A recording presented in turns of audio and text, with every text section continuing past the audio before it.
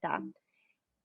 Então, vamos lá. A primeira mensagem que a gente conversou na segunda-feira foi que o mapa de ressonância, aquele mapa bonitinho, colorido, aquelas fotos, aqueles clusters coloridos, é um mapa estatístico, tá? E se você faz uma estatística ruim, você tem um estudo ruim. Então, a gente falou do estudo do salmão morto, que tinha atividade para imagens emocionais, né, versus neutras, e como isso era um problema de não corrigir para múltiplas comparações. Então, a gente foi lá para o SPM, mostrou os mapas, a gente pode fazer isso de novo, mas a importância do rigor estatístico quando a gente faz o estudo, e não só o rigor estatístico, mas também a flexibilidade estatística, que é o que a gente vai falar bastante na semana que vem, principalmente na segunda-feira. Né? Então, a gente falou, por exemplo, do o grande número de falsos positivos que você tem quando você não corrige apropriadamente para múltiplas comparações, né? Então, você tem um efeito que você acha que é real, mas não é. Então, seria esse cérebro todo ativado aqui, quando a gente usa um limiar estatístico mais frouxo. Você vê atividade em várias regiões aqui. E quando você corrige para múltiplas comparações, você também tem que tomar cuidado para não perder todo o seu sinal verdadeiro, né? Pegar um efeito de um falso negativo, que seria esse cérebro nada ativado, quando na verdade tinha ativação, você só não teve poder estatístico. Tá? Eu vou. Acho que eu vou mostrar de novo isso aqui bem rapidinho, para quem não estava na segunda e para quem estava também, para relembrar, porque esse é um ponto bem importante para entender os artigos de ressonância magnética funcional e também o curso, enfim, as análises que a gente vai fazer. Então, por exemplo, o que a gente fez naquele dia, que eu vou fazer aqui de novo, a gente olhou os dados, por exemplo, de uma tarefa de recompensa, tá? Então, a pessoa estava dentro da máquina recebendo recompensas. E nesse caso era dinheiro, então ela ganhava dinheiro, não ganhava dinheiro, tá? Era uma maquininha lá que ela apertava. Então, aqui eu vou ver a resposta cerebral a receber recompensa versus não recompensa. Tá?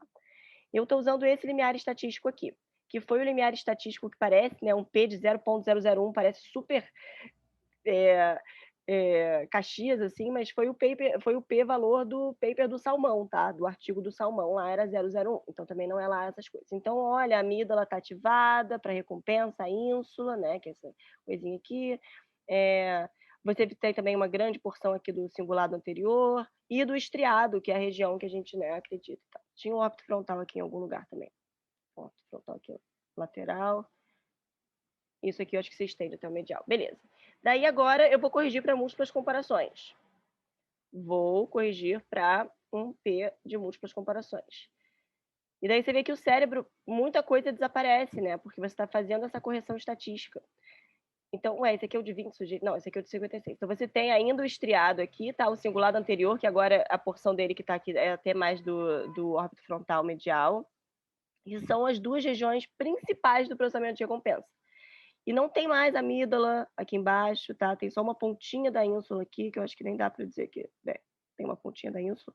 Então, eu tiraria conclusões muito diferentes a partir do limiar estatístico que eu decidisse usar, tá? E uma outra coisa que a gente falou também foi que se você tem menos sujeitos, isso foram 56 sujeitos. Você tem 20 sujeitos e você vê esse mesmo efeito nos 20 sujeitos, você tem isso aqui, tá? Então, voltando aqui para a aula, você tem esse mapa que nada sobrevive. Então, a ressonância funcional, os grandes debates que acontecem na área é de qual é um dos grandes debates, né? Qual é o limiar estatístico adequado, qual é o melhor, qual é o mais Caxias, assim, qual seria um mais frouxo que ainda assim corrigisse para o problema das múltiplas comparações. A gente vai falar disso também nas próximas aulas.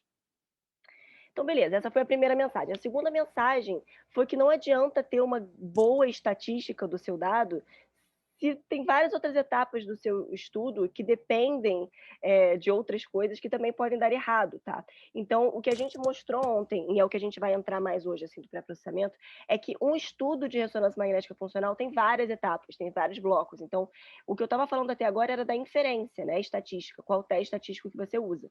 Mas também tem uma grande parte aqui da análise, que você vai fazer a modelagem, que a gente vai começar, o pré-processamento, que é o que a gente vai falar hoje, principalmente, e a aquisição do dado. E na aquisição do dado, você tem tanto os parâmetros da sua máquina quanto a sua tarefa que você realiza, que podem influenciar também o seu resultado.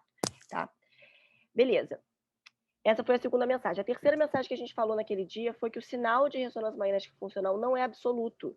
Tá? Você não sabe, eu quero saber quais regiões respondem à recompensa. Vou colocar a pessoa lá dentro, sei lá, vendo imagens de comida, recebendo dinheiro, mas esse sinal não é absoluto, você sempre tem que ter uma condição controle, tá? Então, um bom estudo vai depender de um bom desenho experimental também. A gente vai falar do resting state hoje, em que não tem condição controle. E a gente falou, então, da tarefa, né? Que a gente conversou muito sobre o processamento de faces, qual seria um controle adequado para um processamento de reconhecimento de faces, etc. E a outra mensagem, eu pulei da 3 para 5 porque estava errado no primeiro dia também. O sinal bold reflete diferenças na oxigenação cerebral. Então, o que é o sinal bold? O sinal bold é o sinal da ressonância, tá? É blood oxygen level dependent. É um sinal dependente de oxigênio que você vai ver no cérebro lá e que é uma medida indireta do seu funcionamento cerebral. E ele é dependente da concentração de oxi e desoxihemoglobina, né? Ou seja, quanto oxigênio está chegando em um determinado local do cérebro. E esse sinal é o que você vai processar. Daqui para frente, o que a gente vai pegar esse sinal e olhar em qual momento, né, a pessoa vendo faces, ganhando dinheiro, mexendo a mão, em qual momento, quais regiões estão recrutando mais oxigênio. Tá? Então, a gente falou das propriedades, né, magnéticas e paramagnéticas da desoxihemoglobina. Então, onde você tem mais oxihemoglobina, você tem mais sinal. E é por isso lá que você tem isso. A gente falou dos spins, né? Do sinal vem do hidrogênio, e então os diferentes tipos de tecido têm diferentes quantidades de hidrogênio, por isso eles têm diferentes cores, né? Na ressonância magnética, e esse sinal de óxido e desoxihemoglobina também vem desses spins, só que numa sequência que é bem suscetível a artefato magnético. A gente pode voltar nisso se vocês quiserem, tá? Mas assim, resumindo o primeiro dia, né? Para fazer só esse resumo geral. O mapa de ressonância é um mapa estatístico, tá? Bem importante ressaltar isso. Do sinal bold, que é esse sinal de oxigênio, nos voxels do cérebro. Então, a gente falou também que esse sinal, né, depois de adquirido, ele é dividido em pontinhos do cérebro. É tipo um pixel de uma imagem, é o voxel do seu cérebro. Tá? E isso é feito comparando uma condição experimental com uma condição controle, no caso de tarefa. E aí uma coisa que ficou aberta na segunda-feira, a gente falou muito resting state para cá, resting state para lá, mas a gente não falou direito o que é o resting state, como é isso, para que ele serve, etc e tal, que a gente vai falar mais agora nesse início, que são os artigos também de hoje. Então, assim, indo para o artigo aqui, né? A gente tem 2 artigos hoje que eu vou comentar aqui para embasar a discussão. Um deles é o do Buckner, que é um super pesquisador na área da Default Mode. A gente vai falar sobre a Default Mode hoje, que é, na verdade, uma revisão geral da área, do campo. É um artigo muito bom. Depois a gente tem esse artigo aqui, que é um artigo mais experimental, é um trabalho meu, então assim, é mais fácil falar do que você fez, né? Que é o que a gente vai usar para exemplificar as coisas que a gente falou lá no primeiro dia, por exemplo. Então vamos lá. Esse trabalho aqui foi sobre as bases neurais lá, dissociação dos componentes da Default Mode, tá? Participantes. Então vamos começar aqui revisando um artigo, já que vários de vocês têm interesse no artigo. Como a gente lê um artigo de ressonância? Lê o resumo, entendeu geral, vamos para os métodos. Métodos. Aqui a gente usou 18 participantes, tá? Sendo que 3 tiveram que ser descartados porque tiveram problema no pré-processamento, que é o que eu vou mostrar para vocês hoje. Como você escolhe quem você descarta, quem você mantém, o que é descartável, o que é mantível só. Enfim. Beleza, então nós tivemos 15 participantes. Todos eles eram destros. Alguém lembra por quê? E aí a gente viu lá pelo questionário do Oldfield, lá, que é um questionário de preferência manual, né? Na verdade, também vê o que você chuta a bola, qual é a perna que você chuta, qual é a mão que você pega, qual é a mão que você escreve, qual é a mão que você escova o dente, é um questionário que mede isso. Alguém lembra por que a gente tem que fazer só com... Não tem, né? Vou falar disso agora. Alguém lembra por que eu usei só destros? Ou por que os trabalhos usam só destros de modo geral?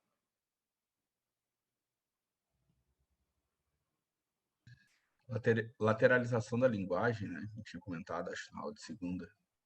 Isso aí. A ideia é que as funções cerebrais são... Algumas funções cerebrais são lateralizadas, né? Principalmente a preferência manual. Então, você tem essa ideia de que, né, você usa mais um outro e tal invertido o hemisfério. E a linguagem é lateralizada de maneira diferente em destros e canhotos, tá? E aí, o que acontece? Os trabalhos geralmente usam só destros para você evitar esse tipo de... É como se fosse mais um confundidor. Você já tem um monte de confundidor, que as pessoas são diferentes, têm cérebros diferentes, você ainda vai introduzir uma lateralização diferente das funções, né? Então, as pessoas meio que preferem usar só um tipo de participante. Ontem na oficina a gente falou disso, porque tinha alguém que com canhoto e destro queria saber se podia usar e tal, sendo que não era uma tarefa de linguagem, era Cibele, eu acho que estava com esses dados. E daí parece que isso está mudando um pouco, assim, tá? As pessoas têm sido menos chatas em incluir canhotos, assim, se a sua tarefa não é de linguagem. Só que o problema é que você não sabe muito. Isso pode afetar a conectividade cerebral do cérebro, pode ser diferente nessas pessoas, tá? Entre destros e canhotos, e canhotos. O que mais pode mudar também?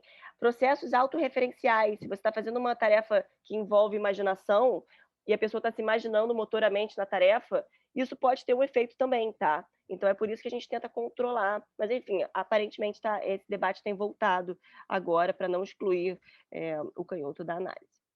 Mas beleza. E uma coisa também que eu não comentei da primeira vez, mas que ontem também na oficina o pessoal falou disso, falou, né, que também excluía pessoas que usavam substâncias, a gente geralmente escolhe participantes que não têm histórico, nesse caso é um estudo com controle, então você quer excluir para questões psiquiátricas, né, mas que não está tomando nenhuma medicação centralmente ativa. Geralmente as pessoas falam que não usavam drogas, mas o que é não usar drogas? E por muito tempo a gente ficou se debatendo, a pessoa que não bebe nada, que não usa nada, porque aí realmente a nossa amostra fica difícil, porque a gente está usando universitários. Se você quer que pessoas que não bebam nenhum álcool, é difícil.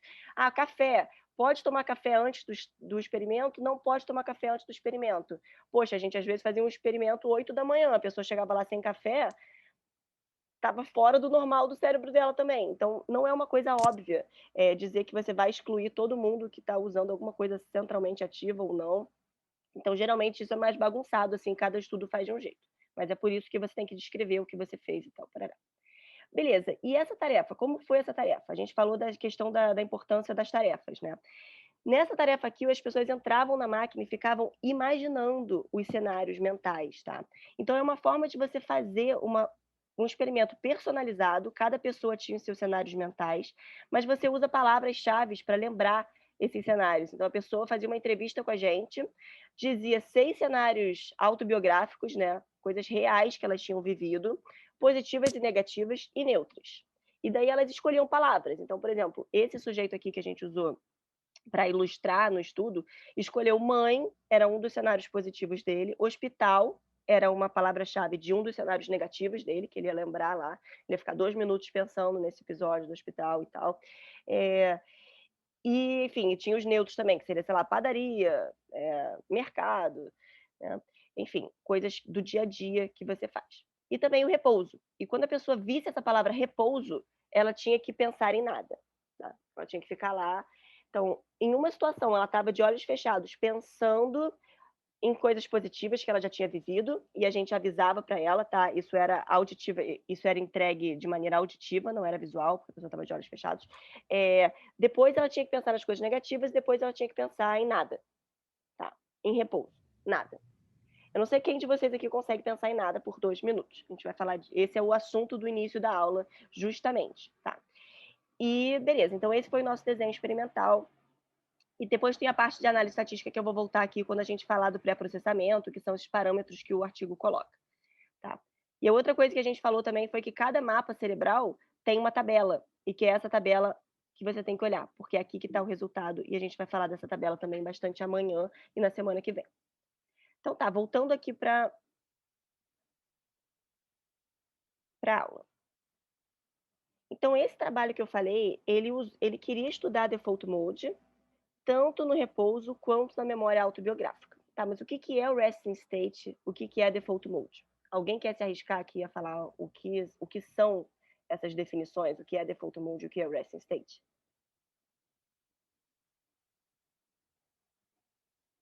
Ninguém falar, eu vou escolhendo alguém aqui. Deixa eu olhar na lista. Eu vou falar assim de uma forma bem simples, o pouco que eu tenho lido, porque eu não tenho conhecimento disso. Eu sei que o rest state é um estado de repouso, a pessoa não vai estar em tarefa, e o default mode network é relacionado a redes neurais. Perfeito, isso aí. Não é a mesma coisa? Perfeito também. O artigo do Buckner, que é outro artigo de hoje, fala justamente como esses dois conceitos acabaram misturados. É o que a gente vai falar agora. Não é a mesma coisa, mas parece. Mas parece ser a mesma coisa e tem muita relação entre um e outro. Mas não é exatamente a mesma coisa. Alguém quer complementar o que o pessoal falou? Tudo que elas falaram está super certo. Só para complementar uma coisa. Entendi que o default mode é, na verdade, essa questão do um estado de repouso, mas da divagação natural, porque é difícil pensar um encéfalo totalmente em repouso.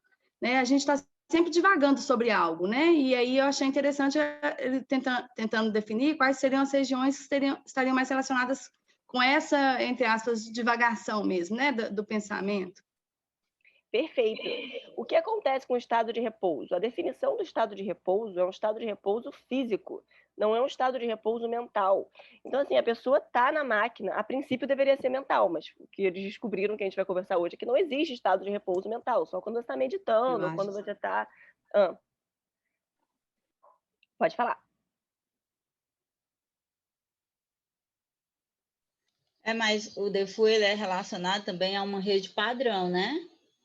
Isso, é a tradução literal, assim, seria a rede padrão. Tá? Então, qual é a ideia? O estado de repouso é quando você está parado dentro da máquina, pensando em nada. Mas, assim, é um repouso que você está parado, mas não é um repouso que você está necessariamente conseguindo pensar em nada. E de onde veio essa história, tá? Que é o que vocês estão falando? Veio da ideia da subtração cognitiva. Vocês lembram na aula passada que a gente falou muito sobre a subtração cognitiva ser uma estratégia para fazer os experimentos? Eu vou, mexe a mão, mão parada. Agora, faces conhecidas, faces desconhecidas. Ganha recompensa versus não ganha nada. Então, assim, a subtração cognitiva é um método de você observar a atividade cerebral. Você tem que ter duas tarefas e aí você compara uma tarefa com a outra. E o que aconteceu lá nos estudos de PET, isso aqui é uma imagem de PET, tá? Tomografia por emissão de pósitrons, que você coloca um radiotraçador na pessoa. Hoje em dia você não consegue fazer esse tipo de estudo assim à torta e à direita, né? Porque é radioativo essa substância.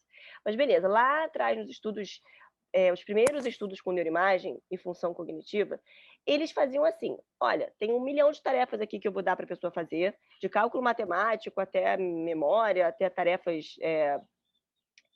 de... essas que são usadas na neuropsicologia, nas tarefas de... esqueci, fugiu o nome agora. Bem, vou chamar de tarefas cognitivas, função executiva, esse monte de coisa. Beleza. E aí eles comparavam com o repouso, tá?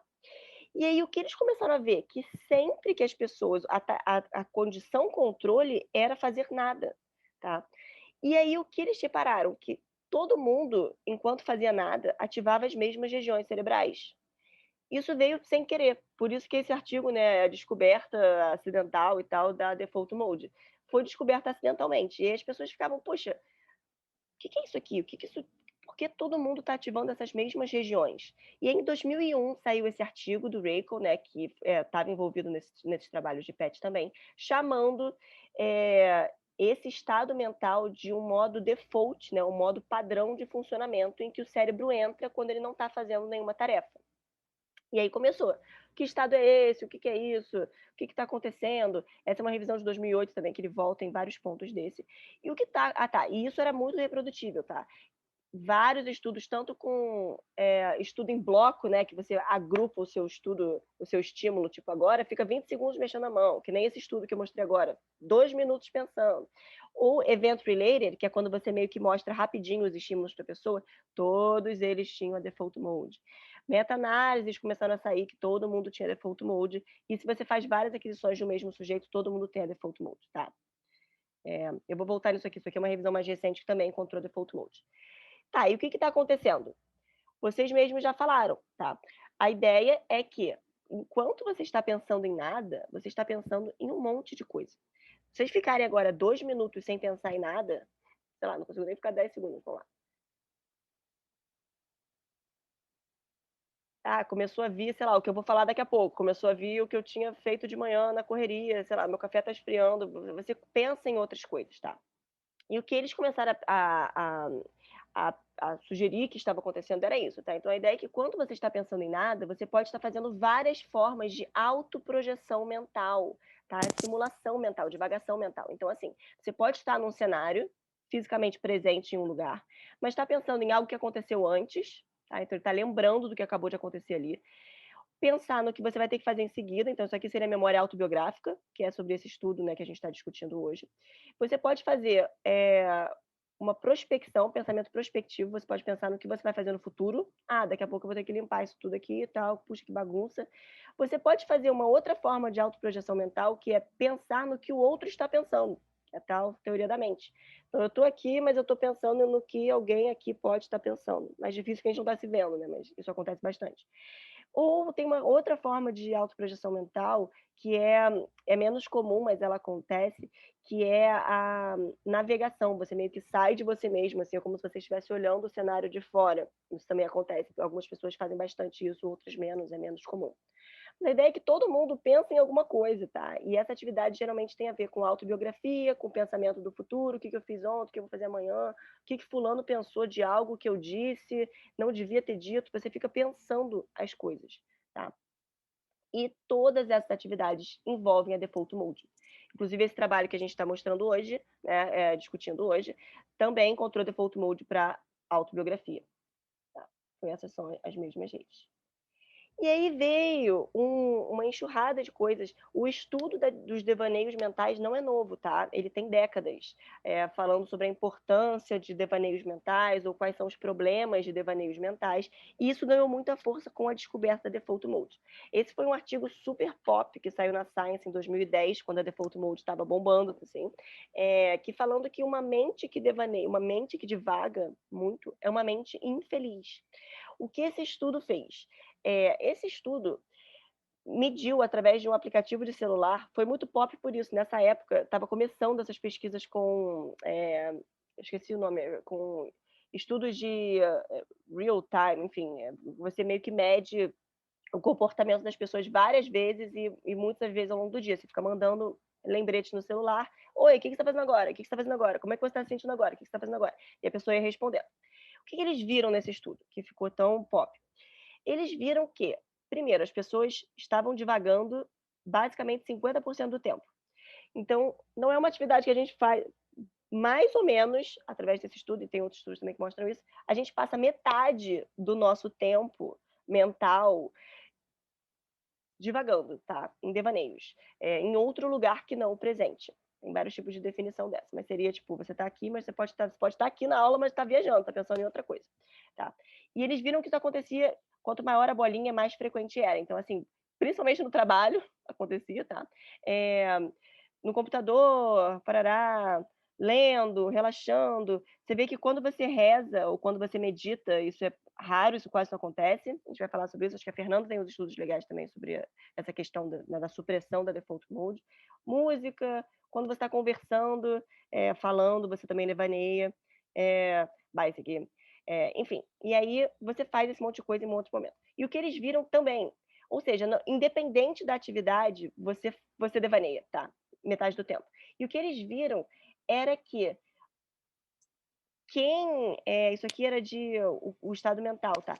Quem estava mais presente no momento eram pessoas mais satisfeitas com a vida, de modo geral, tá? Quem divagava menos estava melhor, se sentia melhor, tá? Foi isso que eles viram. Eles viram uma coisa interessante que eles viram, que é esse gráfico de baixo aqui, é que não importava a qualidade da atividade que você estava fazendo. Você podia estar num lugar super legal, adorando onde você estava, você ia devagar também. Tá? E você podia estar num lugar super chato, você ia devagar também, e a qualidade do seu devaneio não batia. Você podia estar num lugar super legal pensando em algo triste, você podia estar num lugar super chato pensando em algo legal, então isso não batia, assim, tá? Mas o que eles viram, de modo geral, era que quem tinha muito devaneio não se sentia muito bem. E quem tinha menos devaneios se sentia melhor, tá?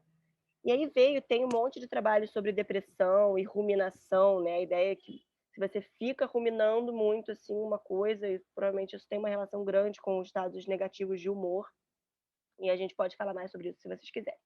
Mas a ideia também, trazendo um contraponto, é que, poxa, para pensar. 50% do tempo você está em devaneios. Então, isso tem que servir para alguma coisa. Evolutivamente falando, isso tem que servir para alguma coisa. Eu não estou viajando aqui só por viajar, só por querer sair do presente, tá? Até porque parece que mostraram que nem é esse o caso. Você não devaneia porque você quer sair do presente. Você pode estar tendo uma vida presente ali super legal naquele momento e você ainda assim vai devanear. Então, esses trabalhos, esse Smallwood, né, que publicou também com a Andrews Hanna, eles trouxeram essa questão bem legal, que olha só, isso é importante, tá?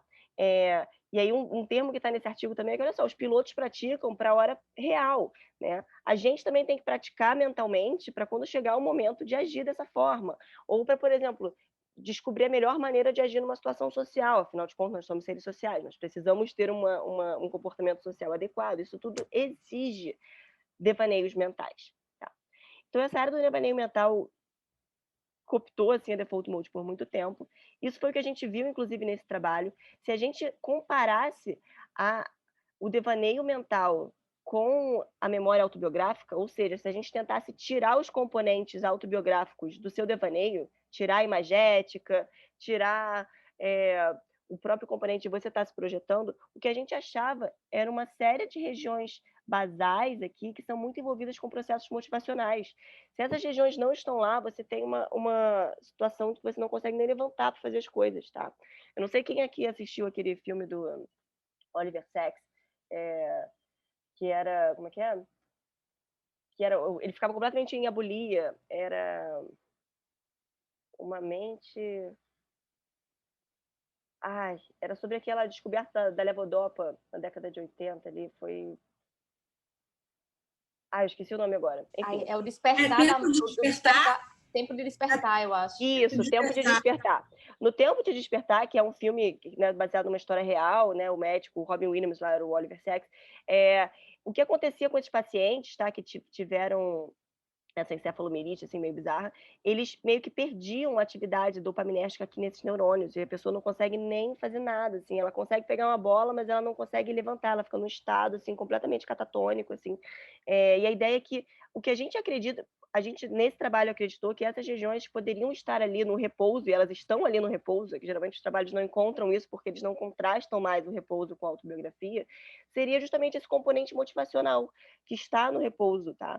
E se a gente olha os betas, eu vou falar dos betas, acho que eu vou voltar nisso aqui mais para frente, tá? Para não confundir vocês agora. Tá? A gente vai falar dos betas. Então, assim, tem toda essa discussão da Default Mode ser importante para a sua vida e também te fazer mal se você passa muito tempo ruminando coisas e etc. E tem esse componente imagético e autobiográfico, etc. e tal. E tem uma discussão muito massa, que a Fernanda pode falar melhor, ela vai falar melhor para a gente agora, provavelmente, e em outros momentos do curso, é que começou um papo muito interessante de, olha só, o que esses processos todos compartilham. Tá? O que a autobiografia, a prospecção, o que isso tudo compartilha entre si? Processos autorreferenciais. Tá? Quando eu estou me imaginando mentalmente em um lugar, eu estou me transcendendo, eu estou pegando eu, Patrícia mental, e me colocando em um lugar mental. E a ideia é que as pesquisas com psicodélicos, por exemplo, a psilocibina, teve um estudo da psilocibina muito famoso, assim, foi um dos pioneiros da área, e tem esse muito famoso também, da Fernanda, que usou a ayahuasca, que eles veem que parece que tem a Default Mode está diferente, tá? Ela meio que como ela não se quebra ao meio, é um termo bem chulo, assim, mas os principais nodes da Default Mode, o pré-frontal e o cingulado posterior, parece que ficam desacoplados durante esses estados psicodélicos, tá? Então a ideia é que você perde a noção de quem você é, onde você termina e onde começa o outro, assim. Então essa ideia é que ela serviria como um processo autorreferencial que você precisa para viver no mundo, né? Você tem que saber onde você começa, onde termina a cadeira, assim, no dia a dia, e você tem que conseguir saber, né, quem você é mentalmente para se projetar para esses cenários do futuro, do passado, etc. E que em alguns estados que você perde essa sensação, a Default Mode estaria desacoplada. Então, não sei se a Fernanda, esse trabalho aqui foi um dos primeiros da Fernanda, ela tem outros, tá? Não sei se ela quer complementar alguma coisa nesse sentido. Acho que foi isso mesmo. Bom dia, pessoal. Acho que a explicação foi ótima. Tá super boa. O caminho é exatamente isso. Semana que vem, então, a Fernanda vai falar bastante, a gente vai extrair tudo dela. Ela mostrou também a questão da ayahuasca com depressão, né? E tem muita gente que fala da meditação também. Os estudos com meditadores profissionais mostram que eles conseguem, sim, suprimir a atividade da Default Mode, tá? Durante o repouso, ao contrário de meros mortais que não meditam. Mas, enfim. Então tá, a Fernanda falará sobre esse estudo e outros na semana que vem. E aí alguém falou que era a mesma coisa, tá? Que a Default Mode era a mesma coisa do que o repouso. Por muito tempo, muita gente, e até hoje, na verdade, as pessoas misturam esses conceitos. Por quê? Porque, primeiro, a Default Mode foi o que trouxe à tona a ideia do estado de repouso, né? Ninguém se preocupava muito com o cérebro em repouso até a Default Mode ser descoberta e bombar e tal, etc. Só que são coisas independentes. Qual é a ideia? A Default Mode é uma das redes que você encontra, são duas coisas, na verdade. A Default Mode é uma das redes que você encontra no repouso. As pessoas reproduziram isso, né, usando outras técnicas, mas também foram descobertas, e isso foi meio em paralelo, ali em 95 foi o primeiro artigo do Bisbal, que encontrou essas redes acopladas no repouso, né, além da Default Mode. Então as coisas meio que se misturaram porque saíram mais ou menos ao mesmo tempo, 95, 97, e aí meio que se juntaram. Mas qual é a ideia? Durante o repouso, você tem redes cerebrais que permanecem conectadas, tá? Você tem, por exemplo, seu córtex motor, a sua rede motora, ela tem uma ativação basal, não é uma ativação, é uma conectividade basal em que ela é mais coesa, de modo geral, entre si.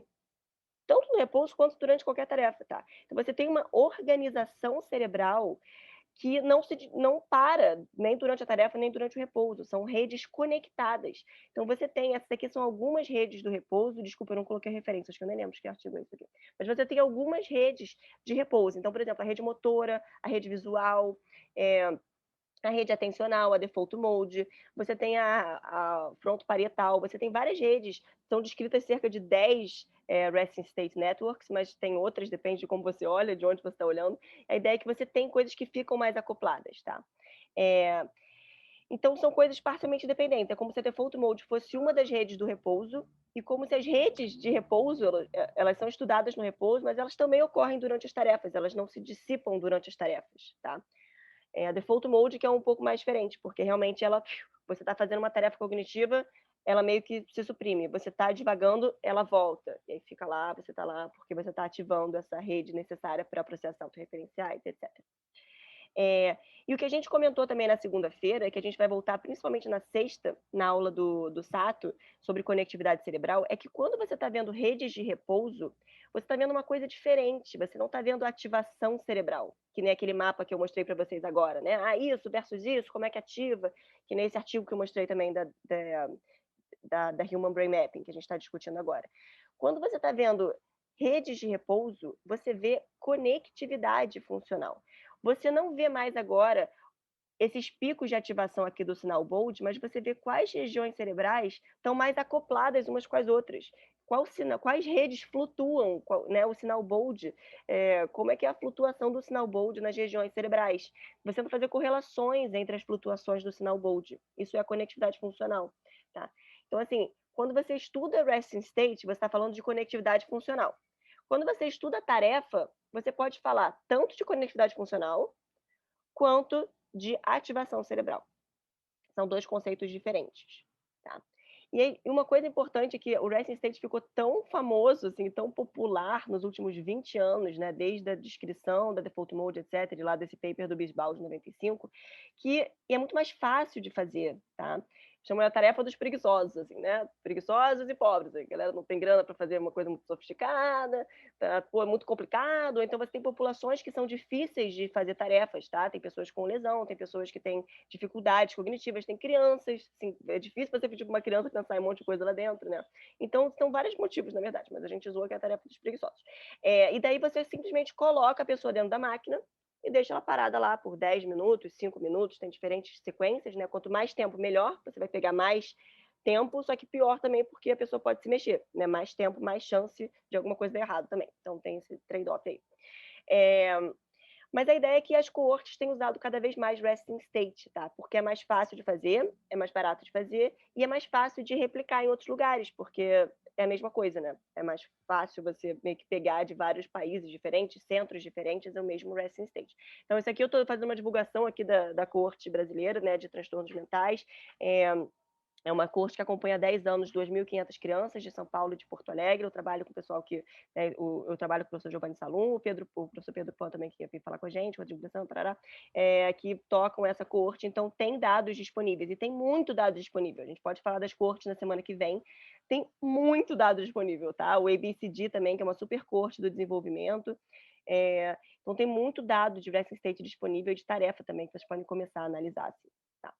E uma outra coisa que eu comentei aqui, que eu vou voltar, que eu pulei, que eu botei na ordem errada.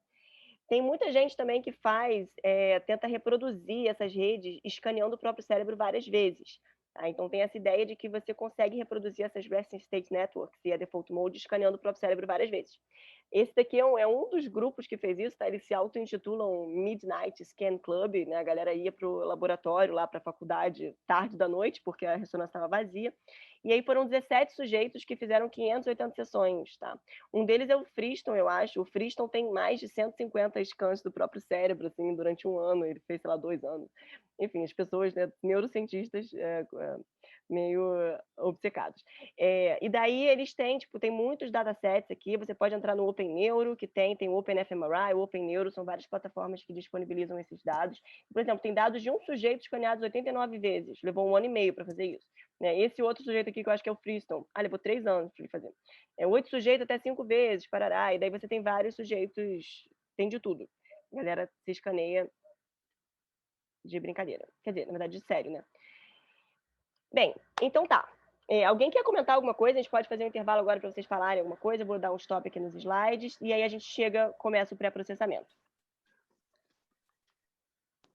Patrícia, eu gostaria de fazer uma pergunta, eu não sei se é muito elementar, mas assim, e realmente eu li só os abstracts e a parte da introdução dos artigos. Existe alguma coisa que determine qual daquelas resting states que você usaria? Existe, por exemplo, uma atividade prévia? Tem isso já estudado? Como assim que você usaria? Usaria no seu estudo ou usaria... Não, por exemplo, um dos artigos que você mostrou seriam, tipo, 10 resting states, né? E como que eu uso? O que determina a utilização de uma em detrimento de outra? Ou isso não está estudado ou não tem resposta ainda? Então, na verdade, é uma ótima pergunta. As perguntas elementares são as melhores, porque é o que traz para a gente a limitação da técnica e as ideias. Assim. Então, nós usamos todas, assim. A ideia é que o cérebro é super conectado e a gente usa, imagina, para eu falar com vocês, eu estou usando a minha rede visual, porque eu estou olhando, eu estou usando a minha rede linguística de alguma forma, né, porque eu estou falando, eu estou elaborando pensamento, eu estou pensando, eu estou usando a minha rede de alguma forma de memória também, de processo de memória de trabalho, porque eu estou acessando o que eu acabei de falar, enfim. Então, os processos, até o mais simples, até o gesto mais simples, né, de tomar um café, assim, envolve muitas funções. Então, a gente nunca está em uma única função. Por isso que os estudos que tentam fazer tarefa, aí depende do que você está interessado. Por exemplo, eu estou interessada na rede visual, tá? Porque eu quero estudar a rede visual. Daí você manipula essa rede visual numa tarefa. A pessoa vai ficar lá vendo coisas versus não coisas, enfim, você manipula o que você quer ver. Mas isso vai estar ativo o tempo todo. A ideia é que você tenta fazer essas tarefas, umas mais do que outras, né? Se eu estou falando, a minha rede de linguagem vai estar mais alta, se eu estou me mexendo, a minha rede motora vai ser mais recrutada nesse momento. Mas não é a ideia que as redes estão lá, e elas sempre estão lá, essas redes acopladas, né? Eu falei 10 porque é o método lá do Independent Component Analysis, que é um tipo de método estatístico que você identifica as redes, você seta quantos você quer identificar, você pode setar isso até 20, mas você vai começar a pegar muito ruído. Mas, enfim, a ideia é que essas redes estão sempre lá, você usa todas, depende do que você está fazendo.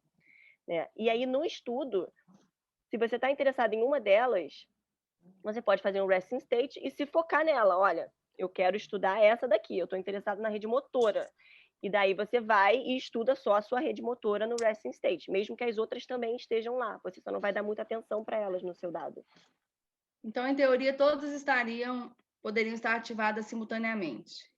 Sim, sim. E essa é uma outra coisa. A gente está falando que elas são mais coesas entre si, mas elas também se comunicam umas com as outras. Tá? Não é como se elas não se comunicassem umas com as outras. Deixa eu mostrar aqui um... Ok, obrigada. Nada. Eu vou mostrar aqui para vocês. Ó, deixa eu dar um... Peraí. Como é que eu saio aqui? Tá. Eu vou mostrar isso aqui, vai ser meio que uma metáfora, tá? Porque tem uma estatística aqui por trás, mas foi uma das coisas que a gente estava mostrando ontem. Não, peraí, não é isso aqui. Tá. Deixa eu ver se... Opa. Deixa eu ver se eu consigo ir direto para o second level sem ele reclamar aqui. Então tá. All subjects, tarará. Deixa eu ver aqui no... Esse aqui é o software da conectividade funcional, que eu vou mostrar um pouco hoje e que a gente vai mostrar também amanhã. E a gente vai conversar também nas oficinas, tá? Então, o COM, a gente vai falar dele, etc. Eu só estou abrindo aqui para mostrar. Isso aqui, eu coloquei dados de 5 pessoas no resting state, tá? E eu coloquei todas as regiões de interesse possíveis de Atlas, de Network, as minhas regiões de interesse. Eu acho, e tomara que essa seja. Ou essa aqui é da recompensa, agora não sei. Deixa eu ver. Isso daqui são as regiões conectadas. Eu vou mostrar para vocês como seria essa conexão. Essa aqui são todas as regiões. Beleza. Deixa eu só aparecer o mapa. Isso aqui, assim, cada palavrinha dessa é uma região cerebral, tá? Isso aqui é um mapa de conectividade de quem está conectado com quem. Então, o vermelho indica conectividade positiva, né? Elas estão positivamente acopladas, ou seja, uma está flutuando junto da outra. O azul, quanto mais azul, é um mapa de cores. Quanto mais azul, aqui está o mapa de cores. Então, quanto mais vermelho, mais acopladas positivamente elas estão, né? Quando uma sobe, a outra sobe também. E em azul, mais desacopladas elas estão. Quando uma desce, a outra sobe. Alguma coisa assim. Elas estão negativamente relacionadas umas com as outras. Bem, tem toda uma discussão se você consegue interpretar isso ou não. O pessoal do COM fala que você consegue. Mas vamos lá. Isso daqui seria o cérebro inteiro, tá? E você vê que tem um monte de coisa aqui. Se você vê um cérebro qualquer da pessoa, cara, essas coisas estão acopladas. A questão é, tá mais acoplado do que em uma outra condição? Tá mais acoplada do que um grupo de pacientes que você está manipulando alguma coisa? Tá mais acoplado do que pré e pós? E tem mais uma coisa aqui que é a estatística também. A gente não consegue falar do estudo das redes, olhar para esse mapa e achar que isso é uma foto do meu cérebro. Isso aqui depende muito do tipo de estatística que a gente usa. Então, toda a interpretação do campo, inclusive a resposta para a sua pergunta, né? Tá tudo conectado, elas estão ativas ao mesmo tempo, depende dos seus métodos. E os métodos são os mais difíceis de você ter um método absoluto que vai encontrar a verdade, né? Você tem caminhos e tal. Então, por exemplo, se eu limpar aqui, vamos mudar aqui para correção de múltiplas comparações. Isso aqui é não corrigida, tá? Não corrigido, tá tudo ali. Agora eu quero corrigir para múltiplas comparações. Vai dar uma enxugada. Agora deu uma enxugada, assim, nas que realmente estão mais ativas nesses sujeitos, mais acopladas entre si, etc. Tá? Então muda a sua forma de enxergar, né? E se vocês repararem aqui, cadê? Eu acho que é por aqui, cadê? Acho que é aqui, muda. Não, esse com é novo, tá? Ele acabou de ser atualizado, o com 19. Mas enfim, tem um módulo aqui, que eu acho que é esse de baixo, que você tem 1 milhão de formas de fazer a sua... Ó, e ele está muito baseado em estatística não paramétrica. A gente vai falar disso também, que é uma forma de corrigir. Deixa eu ver aqui, paramétrico, parará. Deixa eu mostrar, também não é aqui. Enfim, só aqui já dá para ver que quando muda o tipo de threshold estatístico ou de método de analisar, você já tem uma interpretação diferente do que está ativo ou do que não está ativo, tá? É o mesmo cérebro, são as mesmas pessoas, mas a forma como você analisa esse dado vai te dar diferentes respostas de como o cérebro está funcionando nesse momento. E depois ou seja, uma responsabilidade, né? Pesquisa é perigoso, né? Aqui, achei. Sim, é uma grande responsabilidade, e esse é um tema que a gente vai falar muito no sábado, tá? Que o Olavo vai trazer muito essa questão de quando você passa, e é uma responsabilidade também dos jornalistas, eu acho, que trazem essas questões, enfim, tem todo um grupo de pessoas para essa mensagem chegar até quem não está fazendo o estudo. Porque se eu mostro um mapa desse e falo, o cérebro está todo ativado, pô, não é exatamente isso que ele está dizendo, sabe? Que esse mapa está dizendo. Esse mapa está dizendo que você não está controlando para nenhum tipo de teste, etc. Parará, então você está vendo as coisas todas ativadas.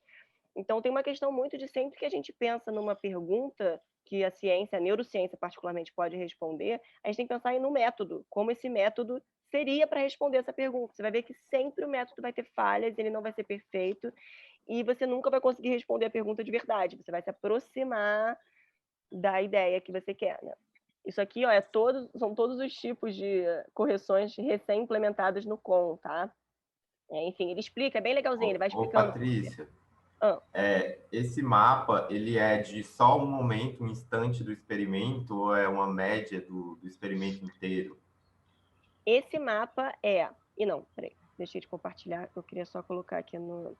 Esse mapa é o seguinte, esse mapa é a conectividade, tá? A correlação entre as séries temporais do sinal Bolt, que é tipo essa curvinha aqui, né? Ao longo de 5 minutos, acho que esses foram 5 ou 10 minutos, agora de cabeça não lembro.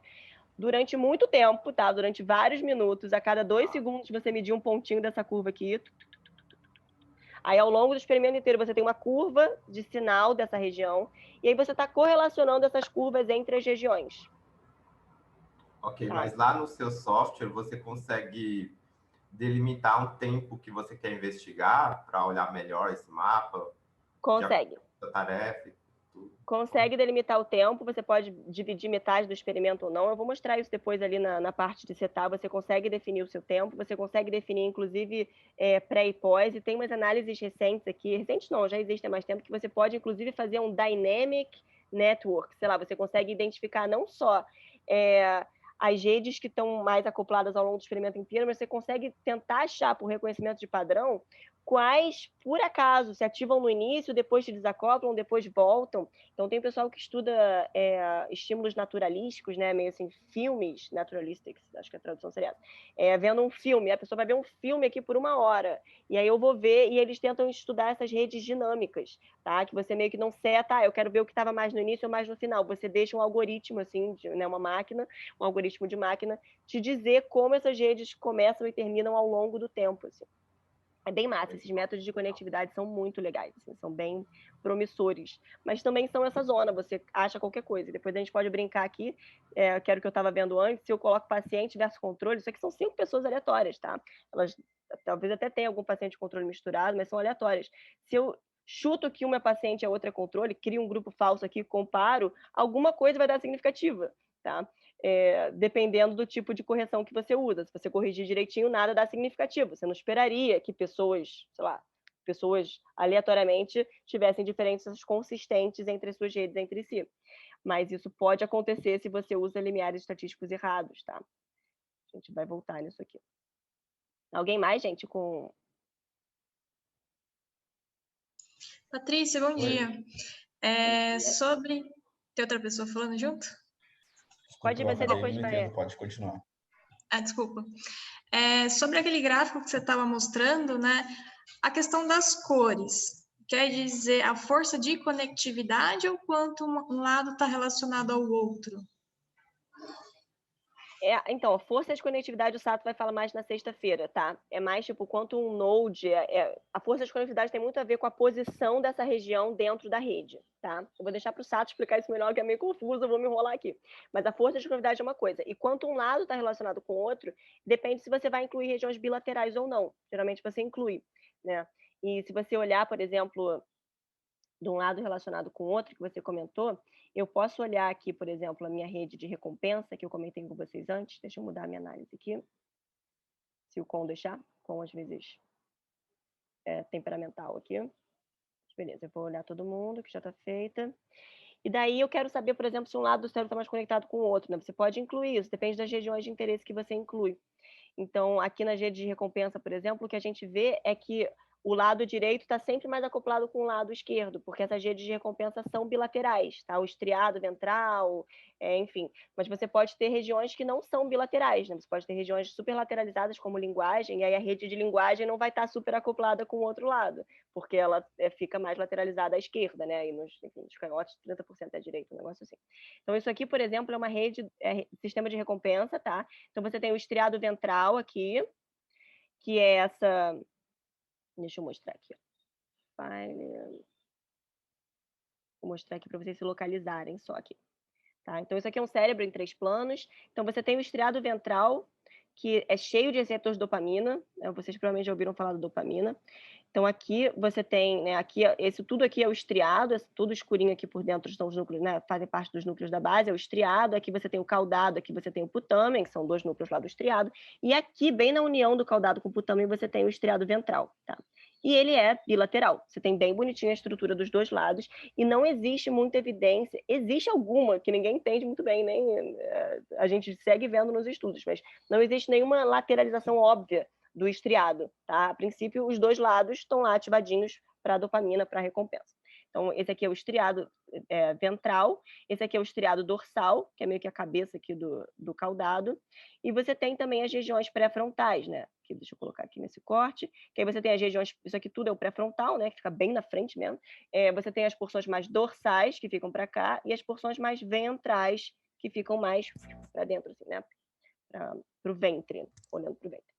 Então, se você vem aqui nesse mapa, aqui eu estou vendo o estriado ventral, direito e esquerdo, o estriado dorsal, direito e esquerdo, e eu estou vendo também o córtex pré-frontal em suas 3 porções, mais dorsal, intermediária e bem ventral aqui.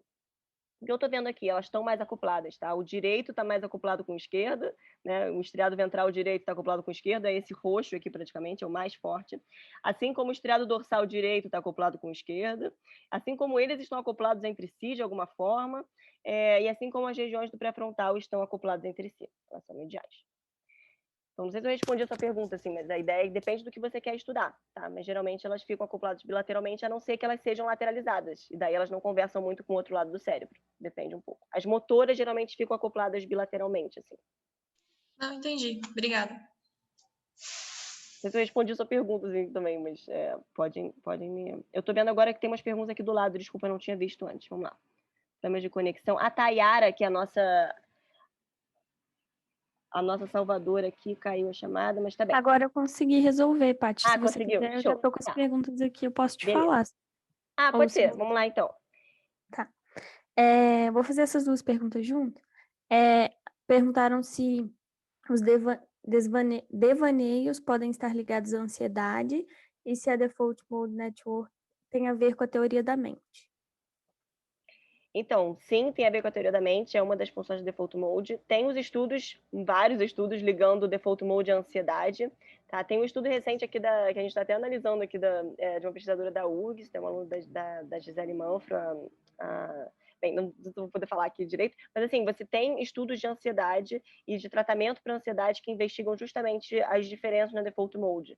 Parece ter alguma coisa a ver com o órbito frontal, a amígdala, tem umas coisas bem interessantes, assim, e da Default. Tá, mas a ideia é que, assim, você está interessado em ansiedade, você não precisa restringir o seu estudo a Default Mode. Tá? Se a ansiedade tem a ver com reação emocional exacerbada, tem a ver com preocupação excessiva, você pode pegar outras regiões cerebrais e explorar essas regiões cerebrais, não só a Default Mode. E aí tem, por exemplo, muita coisa sobre conectividade da amígdala no resting state durante a ansiedade. Tem umas outras coisas também legais. Como se quebrasse o seu eu... Tem outra. O que você acha melhor para o resting state? Pensar no céu azul, fechar os olhos ou olhar para a cruz? Então, essa é uma ótima pergunta, na verdade, tá? Porque o resting state, tá? Você já está colocando todo mundo lá dentro, cada um vai fazer uma coisa diferente, cada pessoa está com um problema, cada pessoa tem um nível de ansiedade diferente, ou de ruminação, sei lá, cada uma vai estar num estado mental diferente durante o resting state. E aí, o que é melhor? Então, no início era uma zona, tá? Tinha gente de olho aberto, gente de olho fechado, gente que tinha uma instrução de pensar no céu azul, a gente nunca usou, mais bonito, assim, mas a gente usava, pensa no barulho da máquina, tenta não pensar em nada, só no barulho da máquina. Tan, tan, tan, tan. É uma boa forma de pensar em nada, né? Ficar prestando atenção em uma coisa externa, mas aí também você não tá entrando... Então, assim, não tem muito jeito. O que hoje em dia as pessoas fazem ou todo mundo de olho fechado, mas as pessoas podem dormir. E esse é um grande problema também, tá? Você não tem garantia de que as pessoas estão acordadas nessas coortes, assim, que tem um monte de dado. Cara, você não está medindo se a pessoa está acordada ou dormindo. E muitas vezes elas dormem e isso altera a default mode também, tá?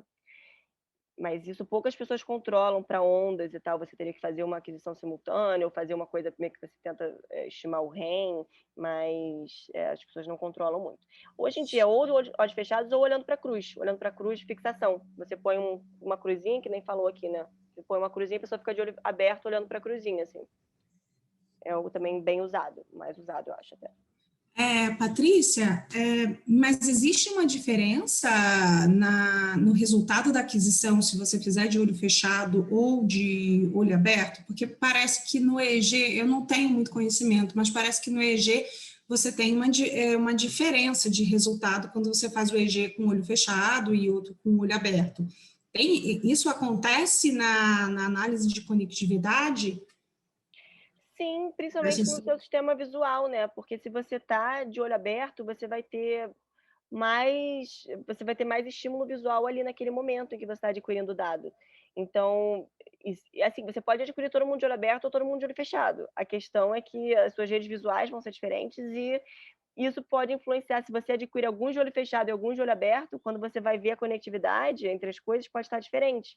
Então, por exemplo, a região visual você assume, o córtex visual é tudo no occipital, ali é córtex visual. Mas, às vezes, o cingulado posterior ali, que fica bem na região ali do precúneus, né? Tem o cúneus lá do visual, tem uma região ali que está bem próxima do visual e que talvez seja afetada pelo estímulo visual ou não. Então, a ideia é que você normalize assim, a sua amostra, ou todo mundo de olho aberto, ou todo mundo de olho fechado. Desculpa perguntar de novo. Não, imagina. Vamos lá. Mas outra questão também. Sobre as áreas de Default Mode Network, quando você está fazendo um paradigma e você está medindo a resposta bold, então você está fazendo um paradigma mais cognitivo. Todo paradigma é cognitivo, mas é uma cognição mais ativa, como uma tarefa de atenção, uma tarefa de memória. Eu já li em alguns lugares que parece que quando você tem ativação de tarefas de redes da Default Mode Network, de áreas da Default Mode Networks, durante essas tarefas, podem ser um indicativo de mind wandering, pode ser que a pessoa não está divagou no meio da tarefa. Isso pode?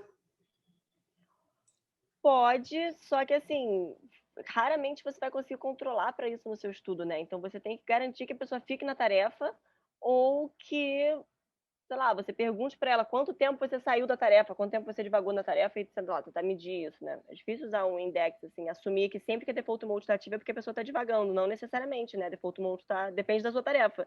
A sua tarefa, se for um cálculo matemático, sim, e tem um trabalho bem massa mostrando que, assim, quando a pessoa começava a divagar, a default mode subia, né?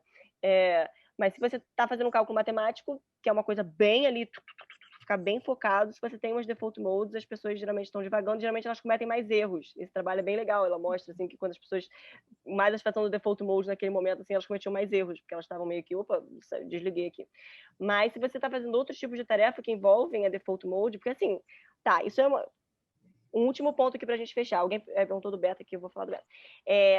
A default mode, ela é uma rede coesa se você estuda ela como uma rede coesa. Você chama default mode quando está ali o pré-frontal anterior, o cingulado posterior, o córtex parietal inferior, o temporal, parará, a sua rede. Tá? Ela é uma rede, ela é uma network. Só que o que acontece, o que tem muito trabalho por aí, esse é um estudo que um crowdsourcing assim, a gente podia fazer. Tem muito trabalho que acha o pré-frontal e o cingulado posterior e chama de default mode. Olha, default mode estava ativado. Não, não era default mode que estava ativado. Seu córtex pré-frontal e o cingulado posterior estavam ativados. Eles estão ativados em um monte de coisa. Várias tarefas exigem o pré-frontal, exigem o cingulado posterior, inclusive juntas. E não quer dizer que a default mode está lá. Então, assim, porque você tem algumas regiões ativadas, elas estão ativadas ali porque elas estão envolvidas em 1 milhão de processos cognitivos, né? Então, não necessariamente elas estão ali porque você está divagando. Esse é o caso de inferência reversa, que a gente vai falar bastante na semana que vem. Né? Não é porque certas regiões estão envolvidas em um processo cognitivo que sempre que elas estão ativadas, esse processo cognitivo está acontecendo. Essa é a inferência reversa. Você até consegue fazer, mas nesse caso não. Tá? E geralmente as inferências reversas erram, tá? Porque elas não usam análise bayesiana, elas simplesmente usam a nossa interpretação do que elas estão fazendo ali. Foi ótima pergunta. Não sei se eu também... Eu começo devagar, gente. Eu entro num ponto, aquilo ali a gente lembra. E vocês me puxem de volta quando eu fizer isso.